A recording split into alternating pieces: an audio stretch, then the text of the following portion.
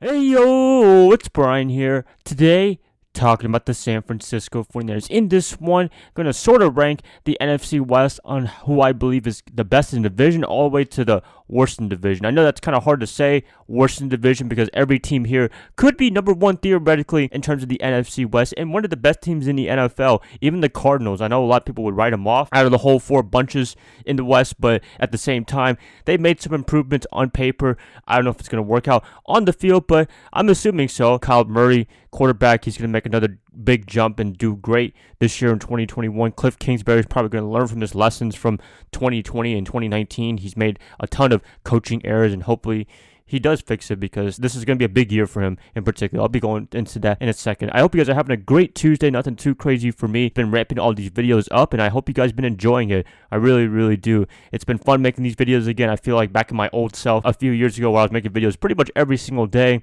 and hoping to keep this up all the way into the end of the regular season, hoping the end of the Super Bowl, where we win the 6th Lombardi Trophy, right? Let's get this video started. Before I do, as always, please like and subscribe. That's going to definitely help me out a lot. Click that bell notification, get notified of future videos. Share this channel, share this content with fellow United faithfuls.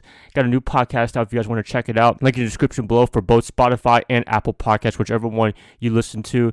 It will be in the description below, and I'll have another one out tomorrow on a Wednesday.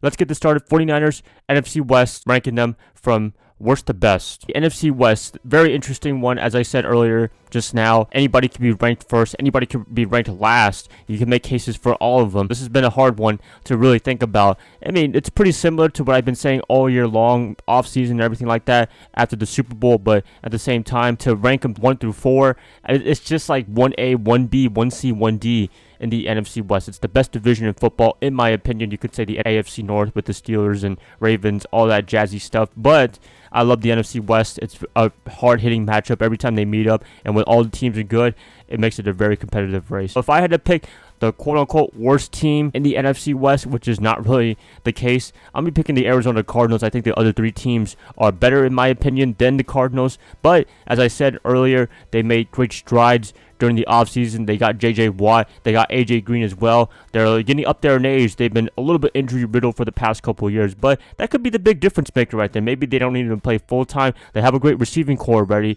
They have an okay defensive line. Chandler Jones should be making his return this year in 2021 after being injured for the most of 2020. They're a dark horse team. They could technically win the NFC West, and last year they were winning the West, and then the Hail Murray play happened against the Bills. They won that game, but then they fell apart, missed the playoffs, and gave the last playoff spot to the Chicago Bears of all teams. They got wiped by the New Orleans Saints in the wild card matchup.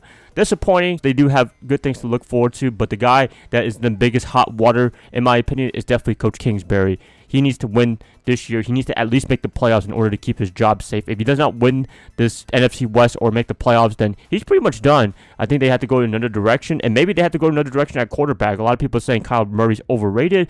I mean, there is a little bit of case for that, but he's a very talented quarterback. You can take it as it is, but those two, they're under a lot of pressure this year in particular. They better start winning now, because they've been very disappointing in terms of win-loss column. They've had a lot of potential, but potential doesn't equate to wins. You have to actually win games, which they did early on, but they didn't at the end of the season in 2020. Have them high, but at the same time, they got to step up their game, definitely. Number 3 for me, this is going to be a little controversial, but I'm going to say the LA Rams. I know some of you guys, including Ram fans, are going crazy at me. Why is this stupid guy posting the Rams only number 3 in the NFC West? I have to make a case for this, because I think the Rams, to be honest with you, are a little overrated. We've seen it last year. They were pretty good for the most part, but then when they played us, the 49ers, when they were so beat up, when they didn't really have anybody. Okay, first game they had Jimmy Garoppolo back, but the second game with Nick Mullins as the quarterback, they were able to beat him twice. Would have beat up Rochester, and we weren't making the playoffs pretty much after that. We were able to still beat them, and they were playing for real. I know they got Matthew Stafford this year. That's probably the biggest addition to the team, and this might be the big difference maker, but I don't know if Stafford's the right guy to take him to the Super Bowl. I mean, he has a ton of pressure as well. He better win the Super Bowl within a year or two in order to validate this move, trading Jared Goff for Stafford and giving up first-round picks. Is it going to work out? I don't think so. Will it? It can. I mean, they have a very talented team, a great defense, number 1 defense in the NFL, or up there.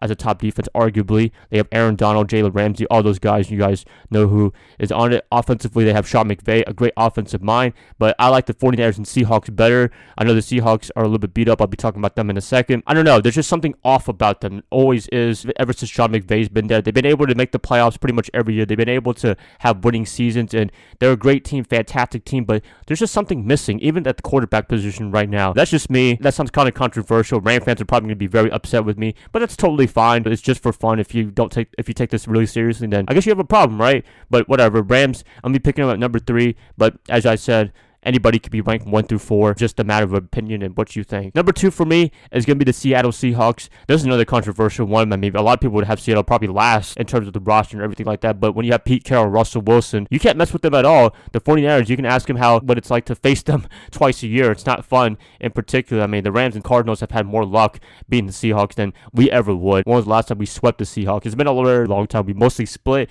and gotten swept a lot of the times by them. Great team, talented team. Underrated signing, in my opinion, is going to be Kerry Hyder Jr. that used to play for us last year. He's going to do great things for them, I believe, in 2021. As I said, the quarterback, the coach, you can't deny that at all, although they did have a little bit of problems during the offseason.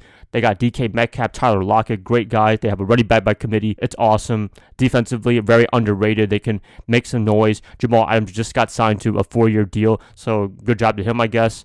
I don't know if he's the best guy to give the money to, but still, very talented guy, and you cannot deny that at all. From top to bottom, they're a really good team, great organization. A lot of people would probably have them at 9 or only 10 wins, but they can win more than that. I mean, they won the West last year, for crying out loud. A lot of people didn't think they were going to win the West. Can't count them out at all. I never do. I know what it's like to watch the 49ers play the Seahawks every year. That's why I put them pretty high on this list. There you have it right there. That's number 2. Number 1 for me is going to be the 49ers. Some of you guys thinking I'm a fanboy or going crazy, delusional, but whatever. I mean, the 49ers, I said this in 2019, they could be one of the best teams in the NFC West, and people laughed at my face for saying that.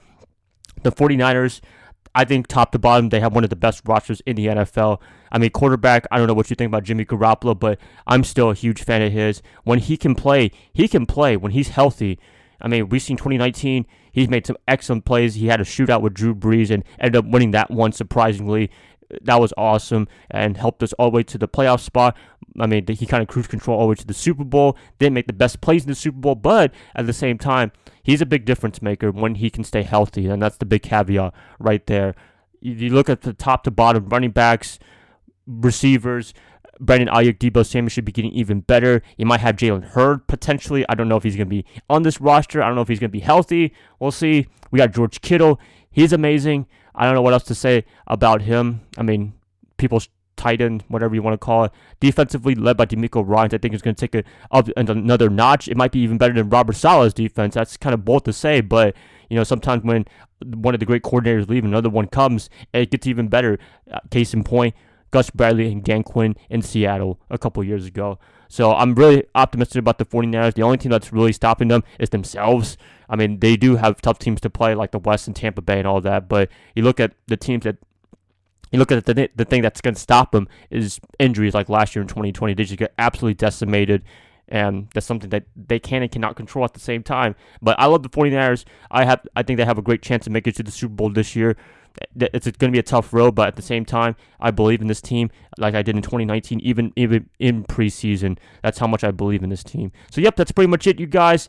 A little controversial, but hey, who doesn't like controversy at all? Please let me know what you guys think about the 49ers and NFC West. How would you rank them? Please let me know in the comments below. If you guys like this, please like and subscribe. That's going to help me out a lot. I'll be catching you guys up hopefully tomorrow on a Wednesday, if not a Thursday. Bye, guys. Love y'all. Y'all have a great rest of your night. Happy debating to you all about the NFC West.